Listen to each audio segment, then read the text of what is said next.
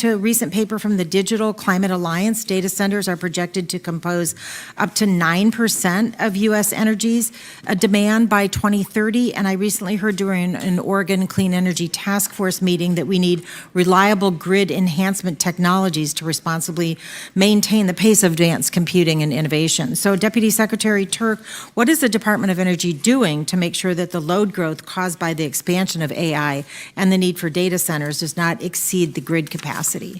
And I'll answer that question very directly, but let me just thank you for pointing out the focus on rural and underserved communities. One of the parts of the bill in IRA that hasn't gotten as much attention is $1 billion for those communities. It's frankly way oversubscribed, and there's a lot more we could do with those communities.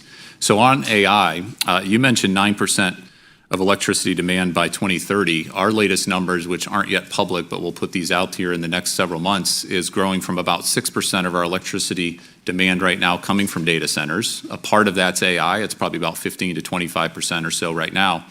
That growing to 9% by 2027. So that's a significant amount of growth. Right. But that's not the only source of growth.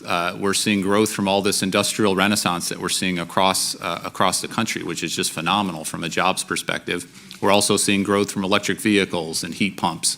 So we're actually in a period where we haven't been, last 15 years or so, we've had pretty flat electricity demand. We're now growing again quite substantially. We've had significant periods of growth before. So what we're doing is a multi-pronged strategy. First of all, we're working with all of the data center companies on efficiency. Right, the more we can efficiently get as much compute power out of what electricity we put in, the better, right? And we've got a strong record of efficiency improvements, including our national labs and our supercomputers that this committee has been so supportive of in years past. Secondly, we need to focus on all the clean generation sources. And we're spending a lot of money and time on enhanced geothermal. We're spending money and time on small modular reactors, other baseload power, but also storage options that can help on the generation side. Right. We've got a very big focus on virtual power plants and other demand response. And for some of the AI in the data centers, they can actually fluctuate the amount of electricity they need over time, which can help. And then we've got to invest in transmission. We've got to reduce our permitting times on transmission across the board. And I do have a couple more questions.